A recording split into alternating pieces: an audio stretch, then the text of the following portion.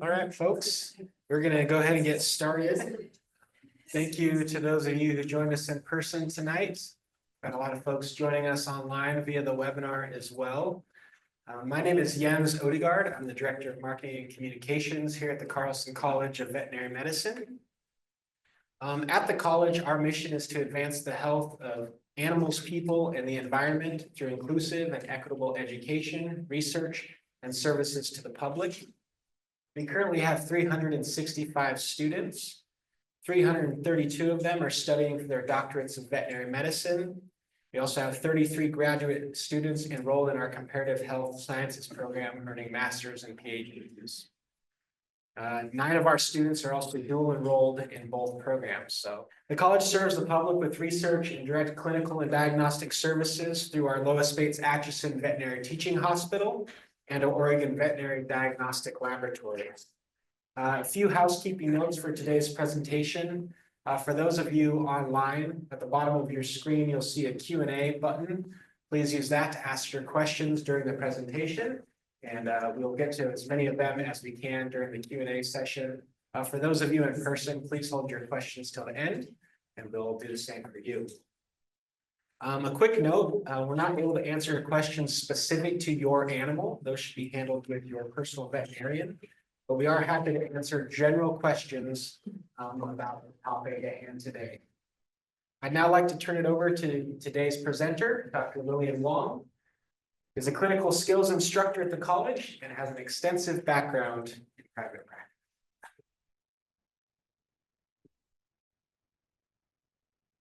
Thank you, Jens. So nice to see everyone here in person. With the snow this morning, I wasn't sure if we would even proceed or not, but thankfully it all melted. As Jens said, I'm Lilian Wong. I'm a clinical skills instructor here, and I have the luxury of having one of the best jobs, I think, in veterinary medicine, where I get to interact with the new veterinary students. They come in as first years, and I get to hold their hands and teach them how to do physical exams with cats, dogs, horses, even llamas. And kind of some of them have never worked with horses or llamas, and it's really fun to see them grow in their clinical skills, hands-on experiences, and then watch them develop through the years as we teach them even more advanced skills. So thank you again for joining. And today's topic is dealing with vomiting and diarrhea in dogs and cats. When Jens asked me to pick a topic as a practitioner in general practice, I tried to think of what some of the most common cases that I would see. And I've worked in emergency practice, I've worked in general practice. Probably one of the most common things is either vomiting or diarrhea. It happens to the best of us, right? And it happens on your white carpet, your new couch. It happens at the very most inconvenient time and location. And it makes you worry because you don't know what you need to do. Is it very serious, or is it something that will resolve with time? So hopefully we'll get to some of those answers in this presentation. I always tell my students I love teaching because that's a good excuse for me to show off photos of my pets. So right now I only have 2 dogs, no cats at the moment, sadly, because one of the dogs, I won't mention who, is a little bit too overly enthusiastic about a lot of things in life, and I don't think a cat would appreciate that. But those are my 2 little guys there. Well, little, I say little, but 2 big dogs there who happen to be making a heart. So I had to capture that and share it with the world. Okay, my slide will advance. So just a brief outline. This lecture is, I like to think of kind of giving this lecture in honor of a dog that I've lost. That was Hops. He was a dog who had vomiting and diarrhea because of inflammatory bowel disease. So I got to experience that as a new mom when I had an infant in the household. So it was at the same time that I was on maternity leave, and I was managing an infant and managing a dog that was becoming very ill with vomiting and diarrhea. We got through it. He did better and we managed him, but he did pass away of other issues many years later. But today's outline, I'd like to talk through kind of some definitions to make sure that we're all on the same page when we're truly discussing vomiting and diarrhea. What does that mean? And what does that mean from a veterinarian's perspective? How do we take that information and decide what we need to do next? We'll talk through some common causes, some treatment options, some new medications that are exciting and available on the market, and talk about prevention, things you can do at home. to minimize the likelihood of vomiting and diarrhea. I realize that this presentation is at dinner time for many of you, so I did my absolute best to try to avoid gross photos, which I will say with my veterinary students, I'm happy to share gross photos, but I think I only have one gross photo, and I will give you forewarning, especially for those of you online who might be having a quick dinner. Okay, so first we're going to start with definitions. And as some of the students in the room know, I'm a big cheesy person. I like comics, so I have some comics in my transition slides today. And I was just speaking with some owners about cats and how unique they are in terms of their relationship with people. So what is the gastrointestinal tract or GI tract? I think a lot of times when non-medical people think of a GI issue, they think stomach or intestines, but there's actually quite many more organs that are involved in the true definition of a gastrointestinal tract, and that can help you understand what other things could be causing vomiting or diarrhea. So here I have a list. So I think sometimes people are surprised to know that the liver and the pancreas are actually related to the gastrointestinal tract as well. And that's why when your veterinarian may recommend tests, it's because they're trying to find out, is there something going on with the liver or the pancreas or something else outside of the actual stomach or the intestines. And many times as veterinarians, we're trying to understand, and maybe you are at home as well too, as you're looking at your cat or dog, is it vomiting or is it regurgitation? I teach this to my students because it's very important. The different diseases that cause vomiting versus regurgitation can really help us find what's going on and properly treat your animal. So vomiting is a very active process. I'm sure you all have at some point in your life experienced the displeasure of vomiting, but it requires abdominal contraction. So it's very active. You have the heaving before you actually produce the vomitus. Versus regurgitation is a very passive process. So a lot of pet owners will tell us, oh, they'll say, oh, my dog or my cat is vomiting, but we'll ask you to describe it to us and tell us what you're seeing. And then you might mention it's, the dog or cat's just walking around, the food just falls out of their mouth. There's no actual active abdominal effort. So it's very different between true vomiting and regurgitation. I put these cute what we call brachiocephalic breeds, when they've got the shorter snouts. Those dogs are often prone to regurgitation due to some genetic components that make them adorable, but make them more likely to have some gastric reflux and esophageal disease. And they are more likely to just be walking around being their silly selves and then accidentally just burp up and regurgitate some food or water as they're going about their day. And then our beloved cats, they always have to keep it interesting. So cats may also have hairballs. And a lot of times owners ask me, I'm not sure if it was a hairball, I'm not sure if it was vomit. If it's a hairball, it's going to look like a very tube cigar-shaped structure of hair, of fur and hair. So if you see something, your cat's doing the vomiting type of abdominal effort, but then you find a tube of hair, that's probably a hairball. If you've got a very fluffy cat like this one pictured here, wouldn't be surprised if you're getting a hairball every now and then. And when in doubt, if you're not sure, take a photo or take a video. I think a lot of my non-veterinary friends are always surprised, like, do you really want to see this? Do you really want to see this video? Or you really want to see this photo? Yes, I do. I want to see it because that's going to give me more information. So if you're not sure and you want to have a conversation with your veterinarian, please take that video, take that photo. Now we'll move on to some common causes. So we'll talk through some common causes for both cats and dogs and try to help you understand what might be the reason why your animal is vomiting or having diarrhea. So when we talk about and when we teach common causes of vomiting to our veterinary students, we talk about that going back to the gastrointestinal tract. Is it primary gastrointestinal, like truly coming from the main organs of the GI system, or is it secondary? Is it coming from somewhere else? So primary GI disease could be something like a dietary component. It could be a parasitic infection. It can be an inflammatory process of the stomach or the small intestines or large intestines. It could be an obstruction. Maybe your silly dog chewed apart a toy and there's a toy stuck in there. Or it could be a motility disorder, meaning that the muscles that are supposed to move the components of the stomach and intestines along, something's not working right. So secondary GI, I think a lot of people are surprised to know that metabolic diseases, so endocrine system, Your body's ability to produce different types of hormones can impact the ability, sometimes it can lead to vomiting if you have something wrong with your metabolic system.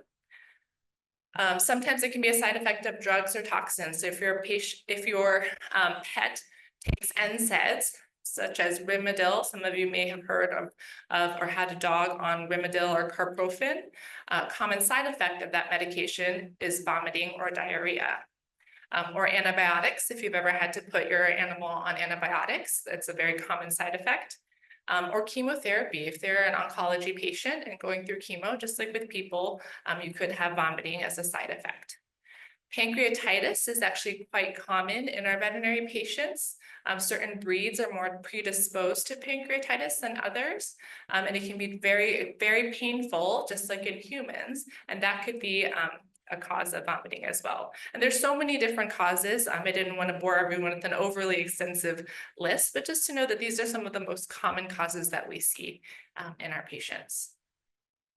And then I wanted to talk a little bit more specifically about puppies, because puppies, you know, they like to get in trouble and they like to do things a little bit differently. So with puppies, we always worry about intestinal parasites. Depending on where you got your puppy from, they may have some parasites, either that they got from mom, so while they were in utero, or they could have just gotten it in the environment. So a lot of people like to take their dogs to dog parks. I'm a little anti-dog park, to be honest, because that's where a lot of animals go play. They also have a lot of animals that defecate in the same area, and it gives you an increased likelihood of coming in contact with an intestinal parasite because of the fecal burden there. And then this is my former dog, Macy. She really liked to get into things as a young puppy, and she destroyed toys. She also had a habit of swallowing rocks when we weren't paying attention. We were living in Utah at the time, and we had a yard that had all these rocks that I'm sure the previous owner paid a lot of money for. And we would find her periodically. She would be out there and just doing this and with a rock in her mouth, having the time of her life. And of course, I would go panic, take it out and think, oh, I saved her. But every now and then she would vomit up a rock just to keep me on my toes. And so my husband and I thought it would be funny to start the collection of rocks. And we were just constantly worried and waiting for an obstruction. And we did our best to remove as many rocks from the yard, but she seemed to, you know, find them and occasionally vomit them up just to keep me on my toes. And then with puppies, since most puppies are getting their regular vaccines as they're going through their puppy series, just know that vomiting can be a side effect or a reaction post-vaccines, typically very mild. If you're ever concerned, of course, call your veterinarian. And then infections. Depending on where you live, parvovirus may be more prevalent in that area that you live in. Thankfully, Corvallis, we don't see it too often, but it is something to be concerned about. So if you have a puppy that is not fully vaccinated or potentially has gone to a dog park or another area where there are a lot of other dogs, they could be at risk of contracting parvovirus. In adult dogs, I put these wonderful pictures from the American Kennel Club of a variety of different breeds, because a lot of specific breeds are predisposed to a variety of different diseases that can make them vomit. So in general, the vast majority of dogs, I would say the #1 cause of vomiting in your adult dog is probably dietary indiscretion. So they got into something, or maybe you gave them a little to something that was delicious. It was the dog's birthday, it was Thanksgiving, it was Christmas, and you gave them a little bit of extra something because they're your family member. But it can oftentimes lead to pancreatitis as well. So inflammation of the pancreas can oftentimes come from an overly fatty, greasy treat that you gave to your dog with the best intentions. I find a lot of pet owners forget how the size of their animal's stomach. So an average size Labrador Retriever, for example, stomach is only about this big. But I think we start to think in humans terms, like if I wanted a piece of cake, I want a piece of cake this big. The lab looks happy about me giving him this piece of cake and he's gonna willingly eat it. But if it's something very rich, it could cause them to have an upset stomach, and potentially lead to pancreatitis. Some breeds are more prone to inflammatory bowel disease, such as German Shepherds.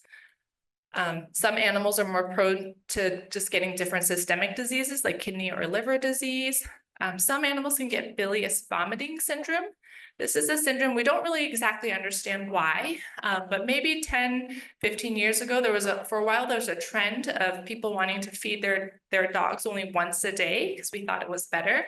Maybe it was coming from the human side, fasting. There's some data that says that fasting on the human medical side is good for your health. And so people started feeding their dogs only once a day. Then we started to see more vomiting in the morning or vomiting at night when it had been a long period of time when the animal had not eaten. And so we think that it may be because all that stomach acid is building up in the gastric stomach, and that could be causing irritation, and they would actually just vomit bile. So a lot of owners will mention that they notice yellow bile type of vomiting first thing in the morning before breakfast.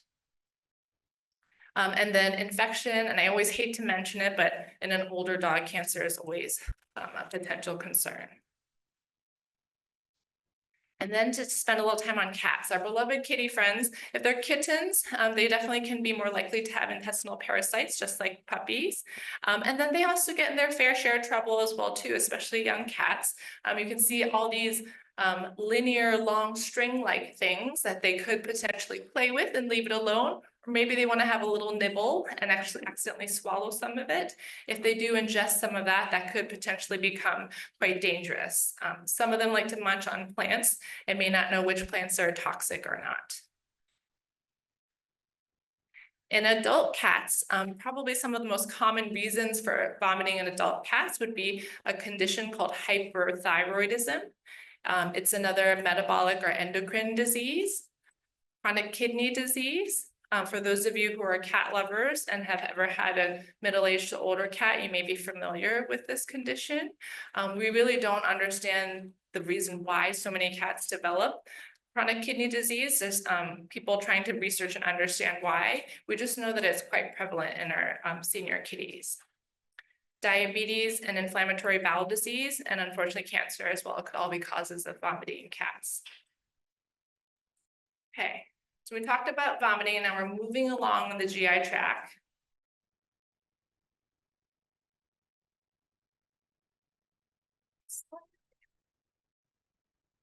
To talk about the back end of the story. So is it diarrhea or is it constipation? If I had $1 for every time a client came in and said, my dog is constipated or my cat is constipated, when the animal actually had diarrhea, I would have a brand new car. I could buy a brand new car. A lot of owners don't realize that animals have something called tenesmus. So when you have an upset stomach and you have diarrhea, you may have already cleared everything and passed all the loose stool, but you still feel like you have to go. And so the animal will keep trying and they're not really producing anything. And the owner will see that. So you might perceive that as, oh, Fluffy is constipated, but it's actually usually diarrhea. And then they just have that feeling. So they keep trying to go even though there's nothing there. So what I find helpful is if you can watch them, which I know is hard, especially if you have property and the dogs are out just running amok and you can't see what they're doing. But if you're able to visualize what's actually happening, that will help you clarify, is it actually diarrhea or is it constipation? And that's going to take us down a different pathway in terms of diagnosing and treating your animal. Okay, so this is the warning, picture of feces coming soon. Those of you eating online, maybe turn away, depending on your threshold. But I love pictures of poop, as weird as that sounds, because that gives me so much information. I think most owners will say, yep, my animal's poop is fine. But then when we really dig into what is fine and what it looks like, a lot of people don't realize that the stool should look like this. The goal is to have a nice firm stool. All of these variations here on this number scale are actually variations of abnormal. So I find many animal owners will have their cat or dog that have consistent regular stools that are somewhere around the 4 or 5 range, and they don't realize that that's not normal for their stool to be that loose from day to day. That's an indication of something going wrong in their GI tract. So sorry to make you look at photos of feces, but hopefully this is valuable. And again, when in doubt, take a photo and bring it to your vet. Okay.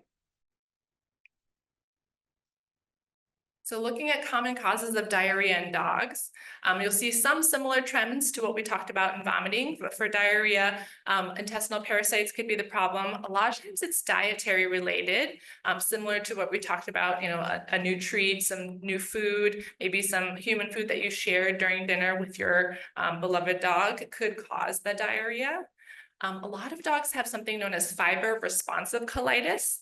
I think our human physicians, I feel like they're always telling us to eat more fiber. I think we need to tell our dogs to eat more fiber too, because a lot of them, once we give them a little bit more fiber in their diet, their stools actually improve. Some dogs that have food allergies that might have itchy ears, itchy skin, will actually have some GI issues and have loose stool on a regular basis as well too, and that's all related to allergies. Some of it may be stress. I know when I'm having a very stressful week, my stomach doesn't always cooperate. And if you go on vacation and you leave your dog alone with the pet sitter or at the kennel, your dog may be stressed and also have some GI upset after being apart from you. And then there's a whole host of different systemic diseases and potential infections as well.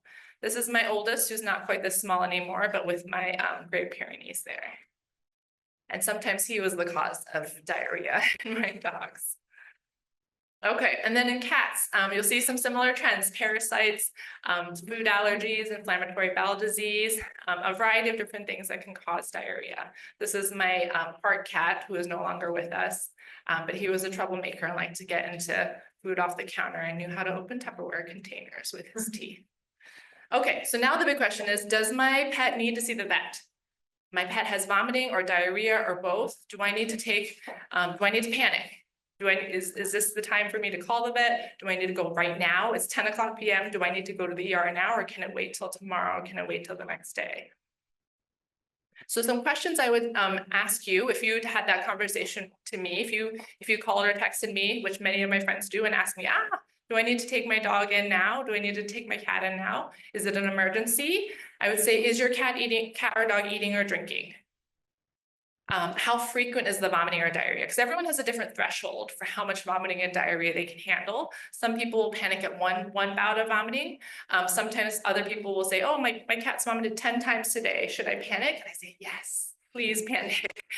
So sometimes it's that number. If it's just once a day, I wouldn't say it's an emergency that you don't need to go right now, but maybe plan on scheduling something in the next few days if you can. Is there blood present? Blood makes me more nervous. So if you're seeing blood in the vomit or diarrhea, then that's a little bit more urgent. If it's a tiny speck of blood, okay, maybe it's not an emergency. If you see a lot of blood, then that's probably an emergency. You need to get in right away. Consider if your animal has other underlying health issues. So it's going to be a bit case by case. Do you remember accidentally giving your dog maybe a little too much of dinner and sharing a little too much last night, and then now your dog has a little bit of vomiting or diarrhea today? And think, okay, maybe I upset their stomach. I think a lot of owners don't realize that onions, for example, or garlic can be upsetting to their stomach. They shared a little bit of dinner, which admittedly I do too.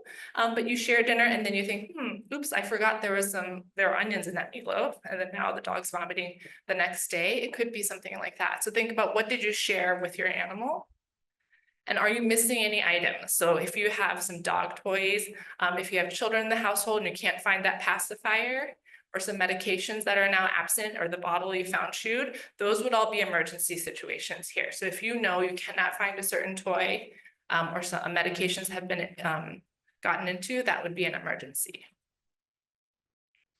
So if it's a kitten or puppy, always err on the side of caution. Our smaller, younger patients are more prone to dehydration from vomiting and diarrhea, so please take them in sooner. Is it getting worse? If it's getting worse, that makes me more concerned.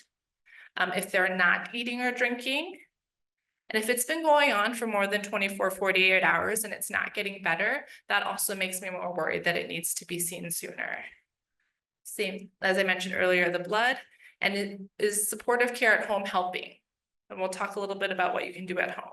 And when in doubt, call your veterinarian. If it's after hours, you can always call an emergency clinic and just ask and talk through what you're seeing at home. And I think emergency clinics are always welcome to tell you, and they're trained to ask you specific questions to help you figure out if it needs to come in now or if it can wait till tomorrow. So let's say you find out, okay, you think through all the questions and you decide, no, it's not an emergency. So what are some things you can do at home for mild cases? So you can always do a bland diet. My typical go-to bland diet is recommending some bland chicken, so boiled chicken, white rice, and some low-fat cottage cheese. And then sometimes when I tell that to owners, they go, I don't have time to cook all of that. I barely cook for myself. I can't cook all of that. So I put some convenient options where you don't have to do much cooking, right? It doesn't have to be a fancy home-cooked meal, but just something similar things to if you had a GI upset and you wanted to put yourself on a brat diet. So this is the dog or cat version of a brat diet. So cottage cheese is fine as long as it's low fat. And then plain white rice or even white bread would be fine, just something really easy, gentle on the stomach.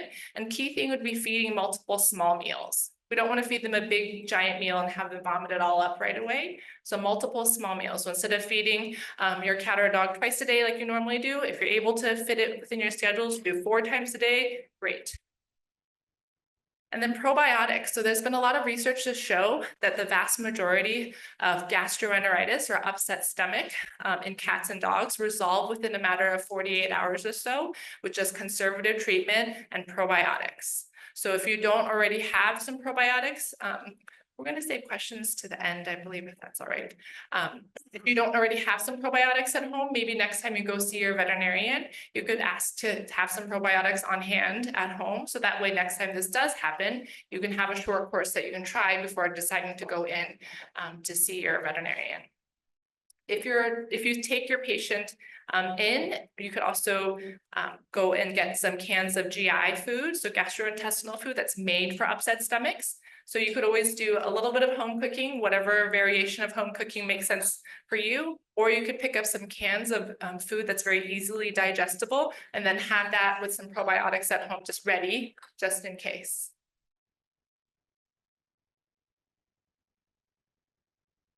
And then monitor carefully for 24 hours. Most minor cases, again, resolve in a few days. I put this little, I'm not a big TV person, but one of my favorite TV shows is The Office. And at one point, Michael Scott says, I'm not superstitious, but I'm a little stitious, meaning I would rather you go ahead and start some conservative treatment, call and schedule an appointment for maybe 2-3 days out, because in case it's hard for you to get into your veterinarian. If it's mild, it doesn't seem like an emergency, there's no blood, it's not getting worse. Let's just schedule something for a couple days out because you probably can't get in tomorrow. But then if you schedule it, maybe you won't need it. By tomorrow night, things will be looking better and then you can always cancel the appointment.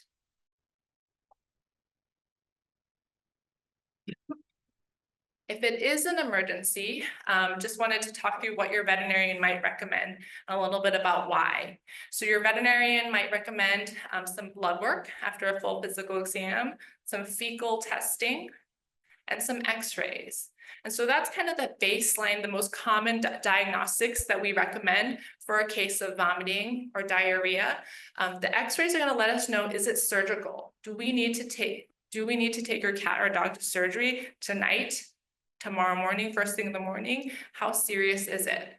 Best case scenario would be the x-ray is not exciting at all, and then we can just proceed with conservative care. But if there's something bad in there, we want to know sooner than later, and that's why we recommend the x-ray right away. If the veterinarian does some of these diagnostics and they're finding something concerning, or maybe your cat or dog is very dehydrated, or something is they're very painful on physical exam, then they might recommend some more tests like an ultrasound or maybe some IV fluids. So it depends on what they see on physical exam.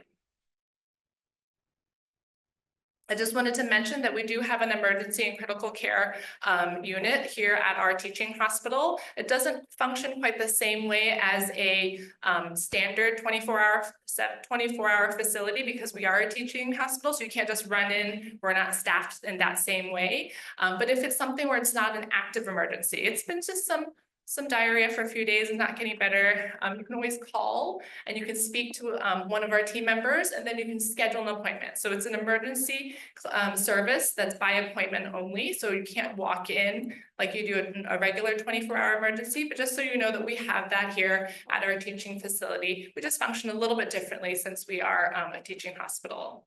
So if it's an acute problem, it's an immediate problem, that would be something you call the emergency department and schedule with them. If it's a chronic problem, maybe your animal has had vomiting or diarrhea for a long time on and off, and your regular veterinarian has been trying their best, but you haven't been able to nail down exactly what to do to fix it, that might mean you need to go see a specialist. So internal medicine specialist would be the next person to go to. And we have that service here. So you could definitely schedule an appointment with our internal medicine department. Okay, I think I'm running over a little bit on time, but I'll quickly go through a few medications that are new and available that I find very exciting. But maybe the animals don't find as exciting as I do. So there's been a new diet by Science Diet or Hills, a gastrointestinal biome diet. So they have a proprietary blend of prebiotics. So going back to that fiber piece that can activate the microbiome. So in the human research side, there's been so much data in the last 10 years about how important our gut flora, all the organisms that are naturally supposed to be in our intestines, how important they are to so many other aspects of our health. And so we're starting to dig into that a little bit more in the veterinary space. And we're actually doing research here at OSU. Some of our other faculty members are doing that research as well too, and looking at how important prebiotics and probiotics are to overall health. But this is a diet that has come out in the last couple of years and has done wonders for a lot of dogs that really just needed a little bit of extra boost in terms of their prebiotics and fiber content, and can help firm loose stool in 24 hours. Another medication is the parvovirus antibody. How many of you have heard of parvovirus before and how bad it is, right? So many years ago, a parvovirus diagnosis, oftentimes for puppies, was a death sentence. Now we have a new medication that targets the virus so well that many of our puppies are actually surviving even after they have parvo. It's not every puppy, but it's an injectable medication, because historically it was just supportive care, but now this is a very specific antibody that attacks the virus. And it's a medication that's administered IV. Another medication I wanted to mention is Panaquel. This is for pancreatitis. If any of you humans in the room have ever had pancreatitis, I haven't, but somebody I worked with told me how excruciatingly painful it is.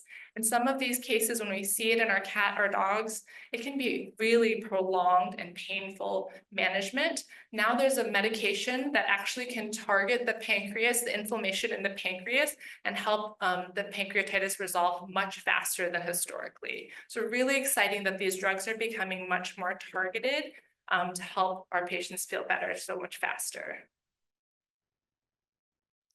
And then the last medication I wanted to mention is one for feline diabetes, since we know that diabetes can sometimes cause vomiting as well too.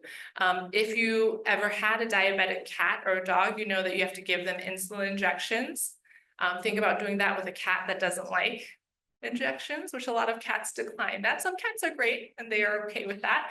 With my soulmate kitty, I always said he better not get diabetes, because there's no way to be able to do that, because he was a very spicy former street cat that had very strong opinions, and there was no way I was going to be able to give him injections.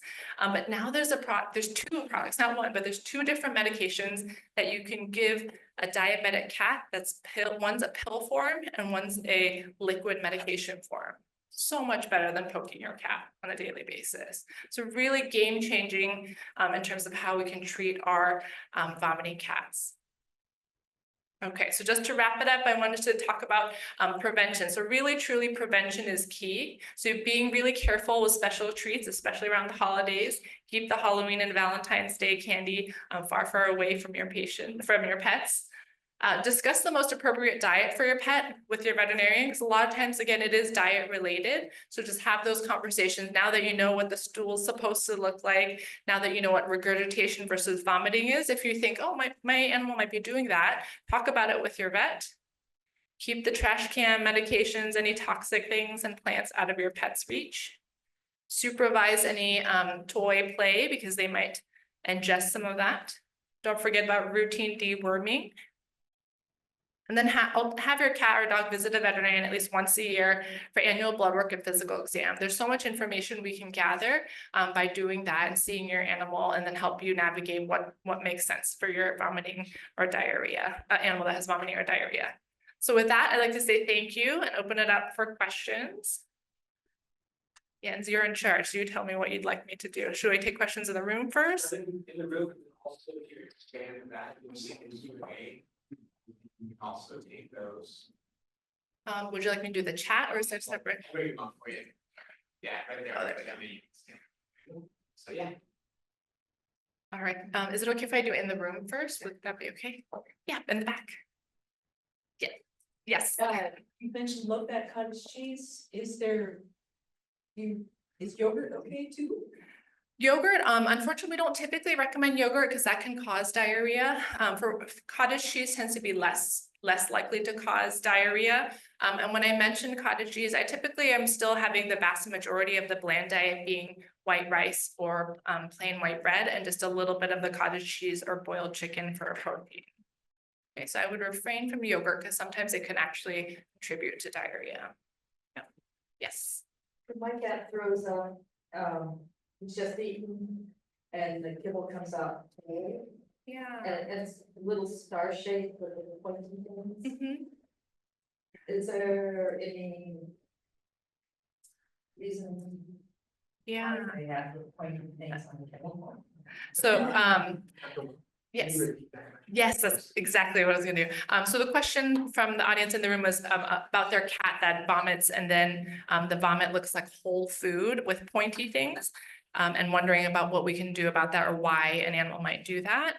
The pointy things, are you describing, is that what the kibble looks like before your cat eats the kibble too? So it's the same shape. Okay, so when you have an animal either vomit or regurgitate food that looks almost exactly the same as when it went in, that just means that it hasn't had enough time to be digested. I think it's important for you to tell your veterinarian how long it's been since the animal ate. Because if it's been a long time and then it still comes up, whether it's vomited or regurgitated and looks exactly the same, that would make me wonder if there's something going on in the stomach, not enough acid, or the motility, the movement in the intestines is slowed down. So that would be a clue that might help a veterinarian figure out what next steps for testing. Yeah. All we know is it's not spending enough time in the stomach acid. You started to eat it 4 times a day, instead of 2 times a day. Yeah. Great. I think there were a couple other questions. Yeah.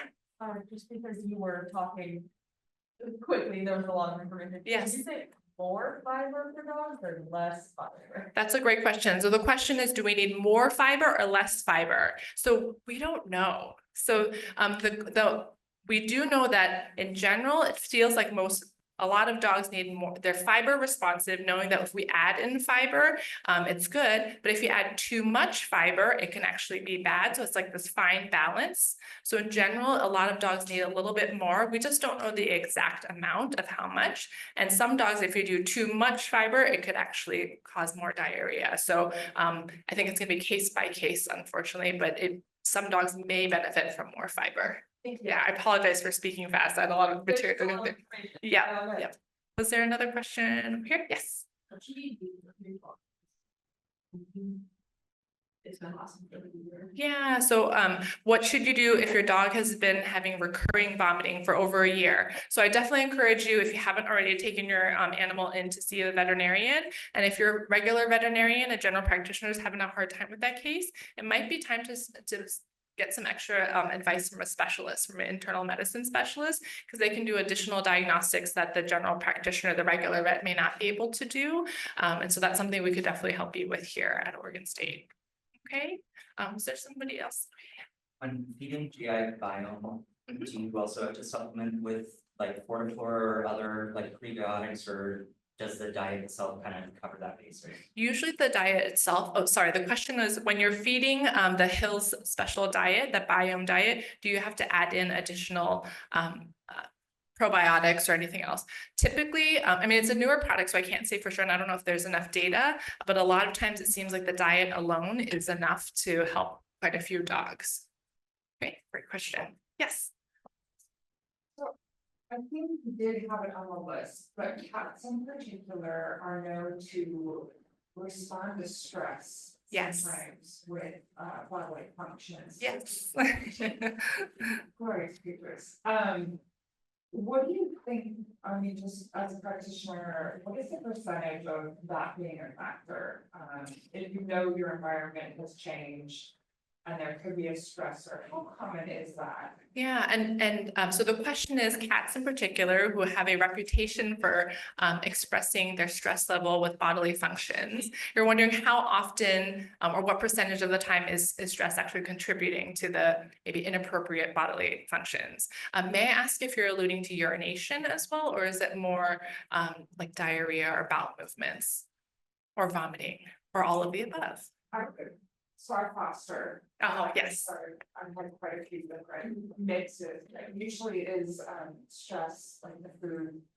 I've seen it a few times, so I'm just curious to know how common that is. I would say quite common, especially if you're in a foster. So you mentioned that you foster and you fostered quite a few cats. So, and especially in a foster situation where there's a lot of things happening for that creature in a short period of time, I would say in your situation, stress is going to be a big proportion. I would say in general, cats and certain dogs are more predisposed to manifesting their stress in different ways. And I think we as humans do the same thing too, but fosters in particular, because of so much change in their lives in such a short period of time, you're going to see it even more so. Is there another question? Yes. Ooh, yes. The question I get all the time. Is it a concern if dogs or cats are eating grass? So I would say it's one of those, is it the chicken or the egg? Is my dog or cat eating grass because their stomach doesn't feel good? Or did they eat grass and then now their stomach doesn't feel good? We don't really know. I wish I had a better answer. Maybe somebody can do some research, but we don't know. But I can say anecdotally, a lot of cats and dogs that have gastrointestinal problems seem to be more likely to be the grass eaters. But we don't know if the grass is making it worse and it's just this vicious cycle. So I'm sorry, I wish I had a better answer for that one.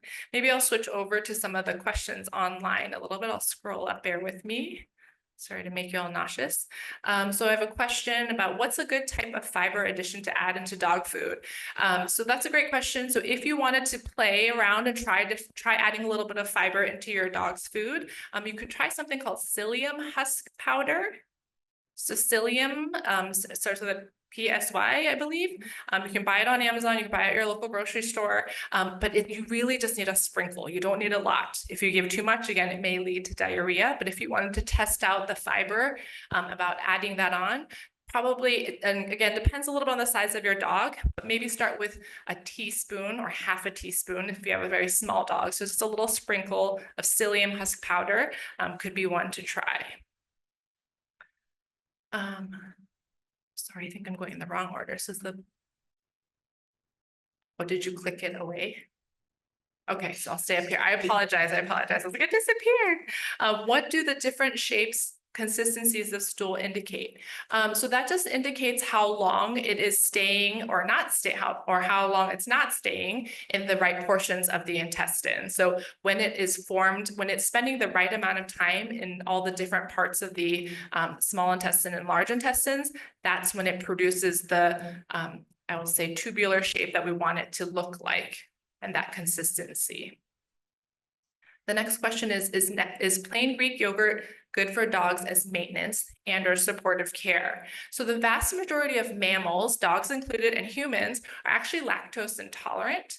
So Greek yogurt for some dogs can actually make their gastrointestinal signs worse. So it may be, so I don't typically recommend Greek yogurt because it could be one end of the spectrum or the other in terms of helping or not. So I would recommend probiotics that are made for dogs. The next question is, do probiotics help with cat vomiting? They might. So I don't think it would hurt. Probiotics are very safe. So if you wanted to try probiotics for your vomiting cat, I think it would be perfectly fine to do that. With probiotics, prebiotics, they don't work the same way that, like taking a pill would work. So I would give it some time. So if you want to try out the fiber, or if you want to try out a probiotic, I would try for at least a couple weeks to see if you notice a difference, maybe 2 to 4 weeks. Track it on a calendar and say, is my cat actually vomiting less or not? To give it a little more time to see if it's actually changing the flora in their stomach. Is it beneficial to give probiotics daily? I think so. Some of it will vary depending on your underlying medical condition of the animal, but there's more and more research on the human side about the benefits of probiotics. So I definitely think it's likely to be beneficial. Next question is, how long does the prebiotic and probiotic food need to continue? That's a great question. It's going to depend, unfortunately, on the underlying medical condition. Some dogs may need it for the rest of some dogs or cats may need it for the rest of their lives. Sometimes if it's stress related, they might just need it to get through a week and then they're fine. So you can always try weaning them off of it, switch to every other day, switch to a few times a week and see if you can take it off and see if their stool or the vomiting resolves. But if it doesn't, then you might need to get them back on it more regularly. Can hypothyroidism make your dog's poop softer than normal? We also give pre and probiotics, pureed pumpkin, carrot slices as treats. So typically hypothyroidism can impact stools. If you were giving pumpkin and carrot slices, that could also impact the stools as well too. So I would definitely speak with your veterinarian and recheck the thyroid levels and then reassess stools with your vet. The next question is the Hills GI biome diet only for episodes or to be fed regularly? Really great question. That is one, again, case by case dependent. Sometimes veterinarians are using it as needed just for recovery post stress colitis or when an animal is stressed and they have some diarrhea. But some animals that have an underlying gastrointestinal problem, they might end up switching them to the diet and the owner realizes it's great. And then the animal stays on it lifelong. This may be a silly question, which is no such thing, but is moving a retching animal not a good idea? I've dealt with vomiting cats and dogs many times, and I've always silently wondered if it would be productive to move them to a trash can outside. Oh, outside a sink if I see them retching like people try to do. I think you're welcome to try. I've also tried this many times and it failed. Because when they're on the carpet or on the couch and I try to redirect, but then sometimes I've done it and then it becomes projectile. So I say proceed with caution. Richard asks, what are some examples of probiotics that can be given to pets? So in the PowerPoint, there are some examples of probiotics that you could get from your veterinarian. Those would be the ones that I recommend because they are quality controlled and we know that they actually have the right amount of probiotics that the label says. I'm sure many of you know in the human space, the nutraceutical side, so all the vitamins and supplements is not a well-regulated space. So a lot of people can say that they have probiotic XYZ in this bottle, but there's nobody actually regularly checking that, even on the human side. So the veterinary side of over-the-counter probiotics or prebiotics is not regulated at all. So that's why I recommend you having a conversation with your vet and getting the ones that we know have a lot of science behind them. Could you go over bilious vomiting treatment and cause again? Yes, so bilious vomiting was the one where there are animals that if it's been an extended period of time since they last ate, seems as if there's a bunch of bile that builds up in their stomach and they're likely to have a vomit of pure bile, that yellow colored material that comes up maybe first thing in the morning or late at night when it's been a long period of time with no vomiting. If you think your animal might have bilious vomiting, you could definitely try feeding a midnight snack before bedtime or maybe lunch if that's something that's feasible, just an extra meal so that time period between meals isn't quite as long. Next question is, what about adding plain pumpkin or pumpkin powder to a bland diet? Is baby food okay to give like baby oatmeal? So plain pumpkin or pumpkin powder, that is also a great source of fiber, but studies have shown the amount of fiber that you need or the quantity of pumpkin that you need to get the amount of fiber is oftentimes a lot, like 1.5 cans of pumpkin is the amount. So if you have a small dog in particular, that would be really hard to feed them that much to get enough fiber to actually help. So I think pumpkin is great, but usually the amount of pumpkin you need to feed them is not realistic for many of our patients, especially our feline or small dog patients. So that's why the psyllium husk may be a more reasonable option. Baby food, I always say proceed with caution because there are some baby foods that have onion or garlic. I'm hoping the baby oatmeal doesn't have onion or garlic because that would be a very interesting flavor, but what do I know? Maybe just check that before you proceed with baby food. Another question is, my cat will eat and less than 10 minutes later throw it up whole. Is there anything to prevent it? Some cats and some dogs too will eat too quickly and then vomit up or regurgitate up the food because they're inhaling their food too quickly. Some owners have found the slow feeder bowls. If you just search online for slow feeder bowls, that might slow things down, and so they don't quite eat as ravenously and have that all come back up a few minutes later. If that doesn't help, you try a slow feeder bowl and they're still vomiting, I would definitely recommend having them evaluated by your veterinarian. My cat seems to vomit and regurgitate when she eats too much at once. I now feed smaller, more frequent meals, but is that a concern? This is a cat that does not go to the vet, history of biting. So I think similar to the question I just answered before, so I love that you're doing small meals. If you're feeding small meals and still dealing with vomiting or regurgitation in your animal, it sounds like they probably do need to see the vet. I would call your veterinarian and talk about some medications that you give the cat in advance to help them, help the cat not be so nervous and want to bite the vet. Usually cats or dogs that are very nervous before and kind of act out in a clinical setting. I mean, if I were a cat, I would do the exact same thing. I was mentioning to some folks earlier that the irony of being a veterinarian is that I love animals, but they don't usually love me back because we do strange things to them. So sometimes your animals may need a little bit of anti-anxiety medication to make them more comfortable before going into the clinic. So I'd recommend talking to your vet. How long are the new medications tested for before they are approved for use?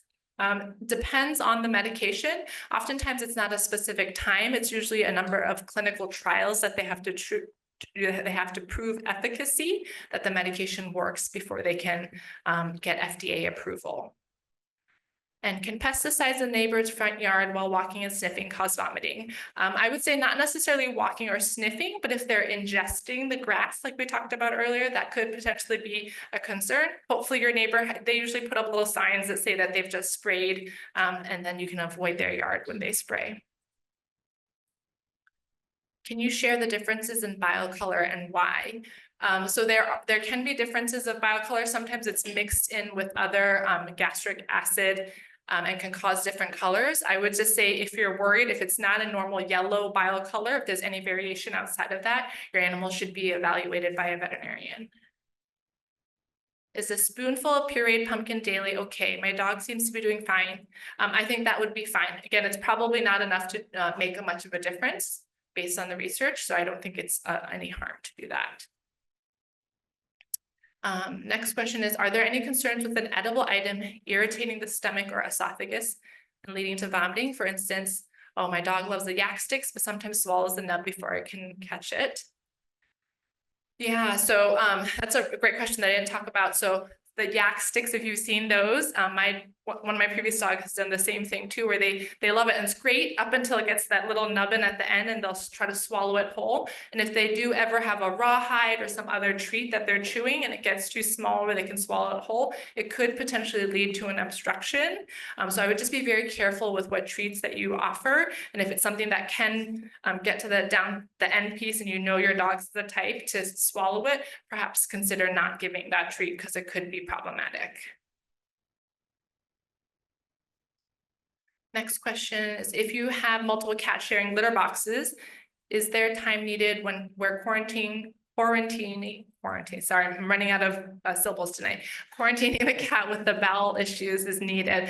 Yes, so oftentimes I ask this, much to my pet owner's dismay. Sometimes we're trying to figure out who's vomiting, who has the diarrhea, and who has the diarrhea worse. And sometimes for a multi-cat or household in particular, we have to separate the cats so we can tell exactly who's doing what, because there might be 2 cats in the household that are vomiting or having diarrhea. And that information is really helpful for us to know how serious the condition is and what diagnostics we need to run. So I definitely recommend, if you're trying to figure out who's doing what, you may have to separate the cats for some time to get some more information for your vet. What about the use of charcoal when an animal has ingested a toxic substance? What other safe things can be used to induce vomiting if when necessary and how much per pound. So I don't recommend inducing vomiting at home. So I know in the past, growing up, we were taught by our local vet to use hydrogen peroxide to induce vomiting for our dog, because I had a beagle growing up, and anyone who knows beagles, they're just naughty creatures and get into everything. But we no longer recommend that because the hydrogen peroxide can actually cause significant damage to the esophagus. And depending on what you were trying to get the animal to vomit back up, it could be very dangerous. So I'm going to actually recommend that you talk to a veterinarian before you give anything at home to induce vomiting. And then charcoal. So charcoal, we do use charcoal in a veterinary setting. So I'm not quite sure what type of charcoal you're referring to. Like over the counter, that I don't know if there's one over the counter that would be safe. Next question from Alicia is, my dog occasionally throws up bile late morning, but her food is out and she's not choosing to eat it. I would have a conversation with your veterinarian, make sure that there isn't something going on with your dog, doing a full physical exam to look at the dog, because there might be something going on, or you might need to do a diet change if the dog's not willing to eat the food. Next question is about goat's milk. So I am, in general, I don't recommend goat's milk, especially if it's raw. Any raw milk, I definitely don't recommend. I know there's been a lot of popularity with raw goat's milk. If some of you are aware of avian influenza, so that is something that has been found in raw milk, in cows and goats and sheep as well too. So that could be potentially very harmful to an animal if they're drinking any raw milk. So I would avoid that. Canned pumpkin, yes, it can be helpful for diarrhea. What about herbal remedies? I think some herbal remedies could be potentially helpful as well. I am not well versed in the herbal remedies, so I can't speak to that in much detail. And then last question, I noticed that Metamucil has psyllium husk powder, but each I've located has something else as well. Yes, so that's why I now recommend just plain psyllium husk powder over Metamucil, because you can get a product that's just psyllium husk, and I think that's be better than the Metamucil. Okay, I was like, speed through all the questions. Any other questions online or in room? I apologize, I'm a fast talker. I'm originally from the East Coast, so when I'm nervous, I talk too faster. Yes. Say that again. Our online allergy tests, so the ones that you do swabs in the mouth. So the question is, our online swab allergy tests that you can order online and do a swab in the mouth at home, are those reliable? Typically, they're not very reliable. The most reliable is going to be intradermal skin testing. So similar to if you or I go to see a human allergist, they actually inject little tiny bits of allergens into your skin, and then you watch to see if a welt pops up or not. That's actually the most accurate for environmental allergens. For food allergies, there are blood tests, and those tests may suggest things, but they're not very accurate. So for food allergies, if you're worried that your vomiting or diarrhea cat or dog has food allergies, the best thing would be to do a food trial where you're trying one protein at a time, like only feeding fish, only feeding chicken for at least 8 to 12 weeks at a time, like sticking to one protein, because it's usually the protein source that causes allergies, which could lead to vomiting or diarrhea. Great question. Any other questions? What is his beauty's name? Oh, this is Migo. This is Migo, my Pyrenees, who my students know very well because he comes and volunteers for labs all the time. Can you purchase the food shown on the slides at a vet office only, unfortunately, at this time for the foods that I showed on the slides? Question about taking blood. The puncture has led to other problems in my cats. What do the blood tests show with diarrhea and vomiting concerns? So the blood test can show if a variety of different things, because there's so many different blood tests we can do, but looking at their complete blood cell count and their chemistry panel will tell us, for a cat in particular, we're probably looking to see if the thyroid level is appropriate, because hyperthyroidism can cause vomiting in cats. We're looking to see if their kidney function is normal, because oftentimes chronic kidney disease can cause vomiting. So the blood work is very, very valuable. I know, again, if I were a cat, I wouldn't want any blood tests. I would not consent, but I would be a cat that would need a little bit of anti-anxiety medication to get through that. So I encourage you to talk to your veterinarian about that. And lastly, our cat vomits his pureed food right after eating, even with a raised bowl, his blood work is perfect. Sounds like your cat may need some more diagnostics outside of the blood work, unfortunately. Because if the cat is having a hard time with pureed food, that sounds very concerning. This is more of like from the clinician standpoint, Yeah. kind of question, but what is your take on the chicken and rice versus like an EN diet? So like I had some vets I worked with that would do one or the other and I never really knew why, Yeah. like recommending, or some that were like absolutely not recommending chicken and rice. I want you to go home with the EN diet, and I never really. Yeah, for those of you who are online, we have a veterinary student asking a more veterinary angled question about, what's the difference, the prescription diets, the Hills diet that I showed the couple cans of food, or doing the chicken and rice at home, like why do we pick one versus the other? There's no data to say that one is definitively better than the other, and truly from a cost perspective, if you make a little bit of chicken and rice at home, it's probably going to be cheaper than you buying the cans of prescription food. So I'm okay with either option. I say what's most convenient and realistic for the client. And so I always like to provide them with those options, because then that way the pet owner can decide, like, this makes the most sense for me and my family. I don't want them to feel like they only have one choice for a bland diet. Okay. Yes. Just curious, sometimes my cats, as they throw up, it's just like saliva, it's clear, there's no bile. Yeah. I might ask you to take a video and photo and share it with your veterinarian, because that sounds a little confusing. So I would want to get some more information. Okay. Yeah. Well, I know we're at time. Thank you so much for all of your attention today and all the questions. And thank you for all of your support.